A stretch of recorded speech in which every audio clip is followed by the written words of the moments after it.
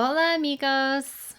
I want to share a story with you that made me think a lot about the Bug Hotel. There's a big word that goes with these things. It's biodiversity. You try it. Biodiversity. And what it means is a lot of different types of plants and animals living together. And it's really important for our Earth to have biodiversity, for things to work the best way they can. So when you have a bug hotel, you are inviting lots of different bugs into your yard, and you are creating biodiversity in your backyard.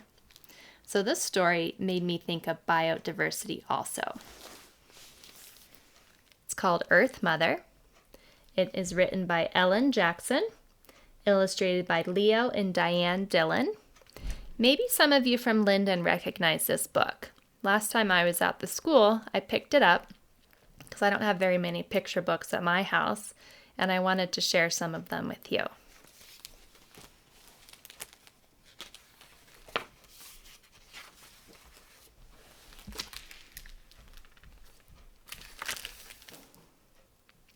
Earth Mother awoke with the dawn. She fanned sacred smoke in each of the 4 directions. Then she walked across the land, singing a morning song.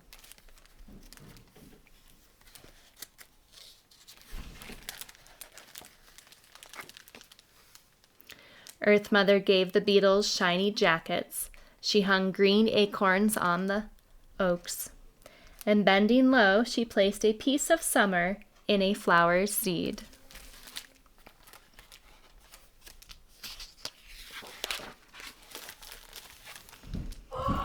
She turned her gaze to the sage-covered deserts and blew across the mesas. A hawk cupped the warm air with its wings.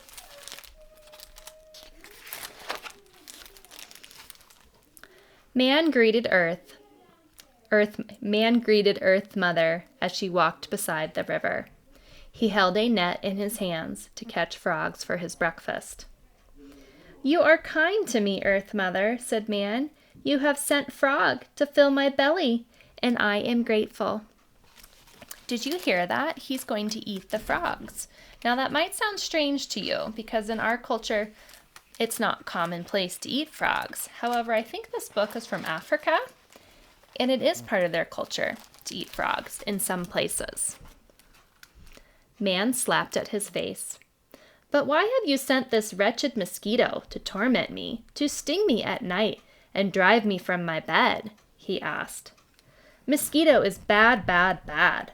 Frog, on the other hand, is sweet, tasty, and oh, so wonderfully delicious.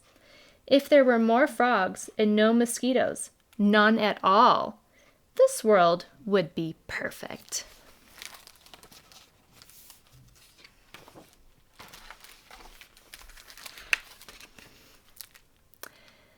Man went back to the business of hunting for frogs, and Earth Mother walked on.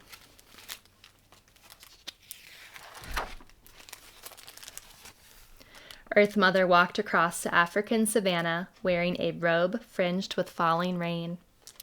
She filled the water holes and sharpened the thorn bushes. Her hand guided a sunbird to a blossom sweet with nectar.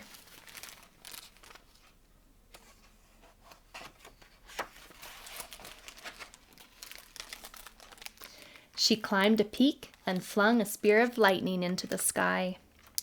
The mountains felt the sting and fury of her storm.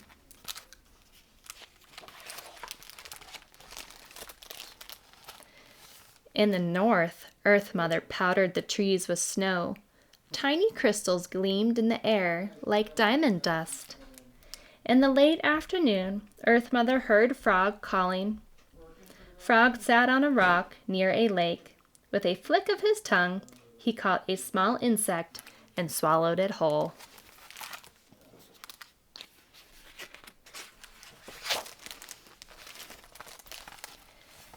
"Thank you, Earth Mother," said Frog. "Mosquito and her sisters fill my belly and give me life."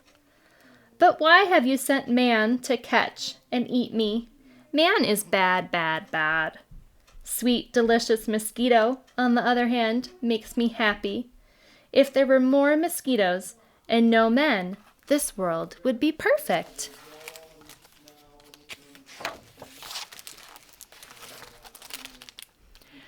Earth Mother smiled and walked on. In the evening, Earth Mother dived with the whales into the depths of the ocean. Blue-green light trailed from her fingertips.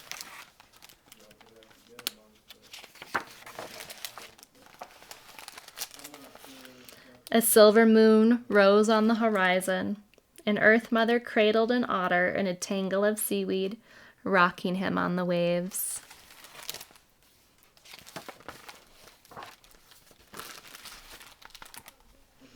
It was nighttime as Earth Mother walked through a meadow. She heard a tiny voice.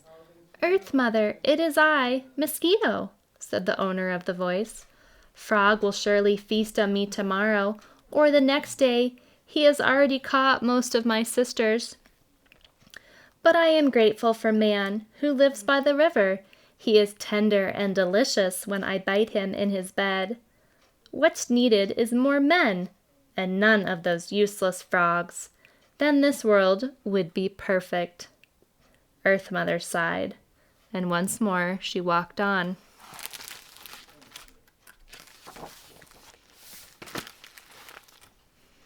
Earth Mother climbed the hill to her cloud teepee. She spangled a tree with fireflies. She spread spiderweb lace on the grass.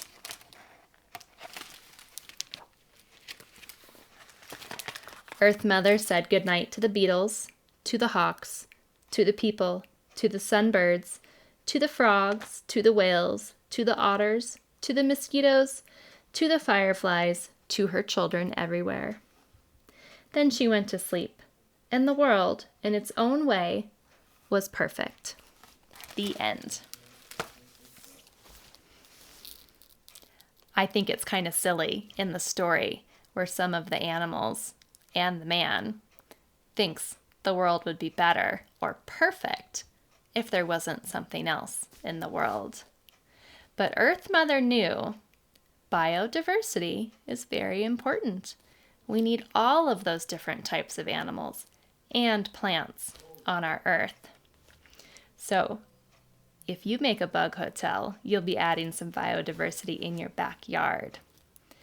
And now we are in the month of April, and one of my favorite celebrations happens in April.